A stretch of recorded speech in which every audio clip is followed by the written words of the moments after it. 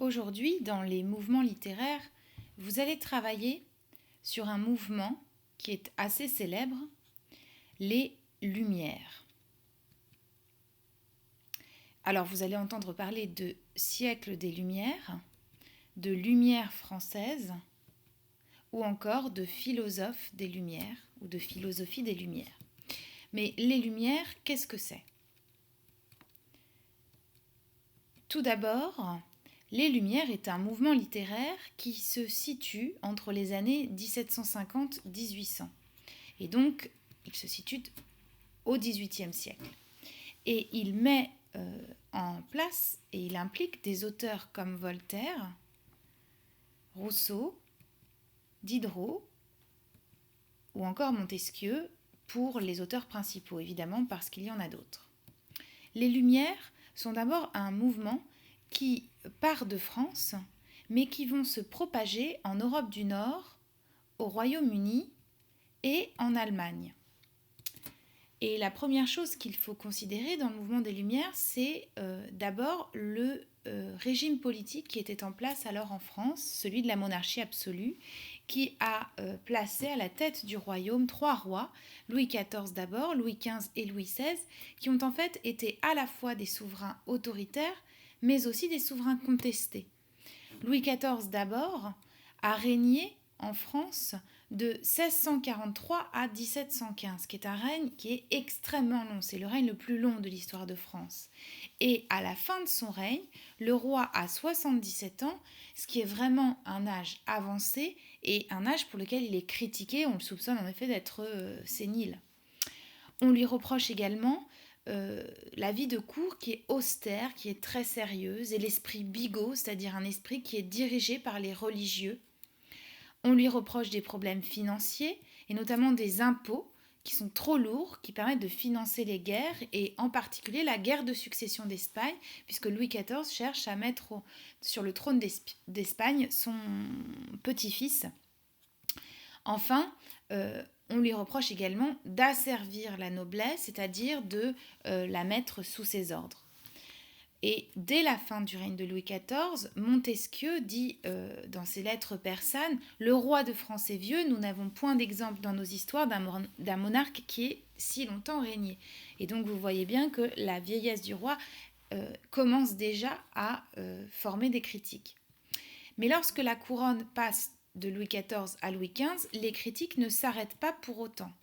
Si au départ, Louis XV est un roi bien aimé au début de son règne, en fait, il est rapidement contesté, notamment pour ses mœurs scandaleuses, puisqu'on sait qu'il a une vie personnelle très mouvementée, et notamment il a beaucoup de maîtresses qui sont des maîtresses officielles, et il est critiqué pour sa vie personnelle. On critique également la cour et le pouvoir royal, ainsi que la noblesse. Cette critique vient en fait de personnes qui ont de l'argent, qu'on appelle les bourgeois, qui ne sont pas nobles et qui se plaignent de ne pas disposer de certains privilèges dont disposent la noblesse et le roi. Lorsque la couronne passe de Louis XV à Louis XVI, la critique continue et elle va être tellement virulente qu'elle va mener à la Révolution française qui commence avec la prise de la Bastille le 14 juillet 1789. La critique, dont je vous parle depuis tout à l'heure, se développe principalement dans des lieux que l'on appelle des salons littéraires. En effet, à Paris, au milieu du XVIIIe siècle, des femmes de qualité ont accueilli dans leurs salons tous les beaux esprits de leur temps, écrivains, artistes et savants, en leur offrant l'opportunité de débattre et de soumettre leurs travaux et leurs écrits à l'épreuve de la critique. La cour de Versailles, sous les règnes donc de Louis XV et de Louis XVI, cesse d'être le centre du pays et la source de l'opinion, et le mouvement des idées se fait contre elle et non plus pour elle. Les écrivains des Lumières, comme le dit l'écrivain et philosophe Emmanuel Kant, qui a écrit un livre qui s'appelle « Qu'est-ce que les Lumières ?», cherche à répandre le savoir et à favoriser la raison contre les ténèbres de l'ignorance et du despotisme.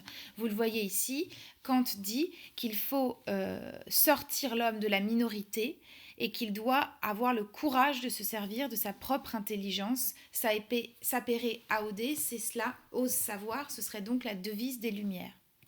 Alors, les genres concernés par la philosophie des Lumières, ce sont des genres comme le conte philosophique, Candide de Voltaire est un conte philosophique, le pamphlet qui est une critique très virulente, ou encore le dictionnaire. Ici, vous avez 3 œuvres de Voltaire, mais également l'essai, comme par exemple l'essai sur l'origine des langues de Rousseau, qui est une réflexion philosophique, le roman épistolaire, c'est-à-dire le roman par lettres, comme celui de Montesquieu, les lettres persanes, le théâtre, et notamment la comédie, comme par exemple le mariage de Figaro, écrit par Beaumarchais, et enfin le dialogue, c'est le cas du supplément au voyage de Bougainville, écrit par Diderot. Mais dans les genres concernés, vous trouvez également un grand genre, l'encyclopédie, qui est célèbre puisqu'elle a été dirigée par Diderot et d'Alembert et elle a permis à 200 collaborateurs de travailler dans cette entreprise. En fait, des médecins, des écrivains, des juristes, des artisans, des artistes, etc. ont développé les connaissances et ont fait le point sur l'ensemble des connaissances au XVIIIe siècle. Dans l'article encyclopédie de l'encyclopédie, vous trouvez donc cette idée que l'encyclopédie doit transmettre aux hommes qui viendront après nous et il faut devenir plus instruit par l'encyclopédie. Les écrivains des Lumières s'engagent donc à répandre le savoir, à développer la raison, à refuser les ténèbres de l'ignorance et à exercer son esprit critique. Donc par exemple, si vous prenez le frontispice de l'illustration du livre, qui est en fait l'illustration de la première page du livre, ici c'est celui d'un livre de Voltaire qui a traduit les travaux de Newton. Vous voyez Voltaire au travail avec des objets et des outils qui sont les outils de la connaissance, et notamment ici de la connaissance mathématique et géométrique. En haut, à droite de la composition, vous voyez Madame du Châtelet, qui était une amie de Voltaire et qui avait un salon dans lequel elle a reçu Voltaire et plusieurs écrivains de son temps. Vous voyez le thème de la lumière qui se reflète dans un miroir que tient Madame du Châtelet et qui va contaminer et éclairer l'esprit de Voltaire.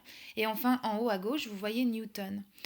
Donc voilà, ici, résumé par cette illustration, tout l'esprit des Lumières. Les thèmes abordés par les philosophes des Lumières, la lutte contre le fanatisme, ils prônent un idéal de tolérance. Les thèmes sont aussi celui de la critique des préjugés, la quête du bonheur, la lutte contre l'esclavage, la dénonciation des abus. Et les styles et les procédés sont liés à cette philosophie, puisque les écrivains sont censés éclairer leur lecture. Vous avez des textes argumentatifs, en général de l'ironie et de la satire, un style virulent, une dénonciation ouverte, une implication du lecteur et une littérature polémique. Polémique, c'est-à-dire une littérature de combat.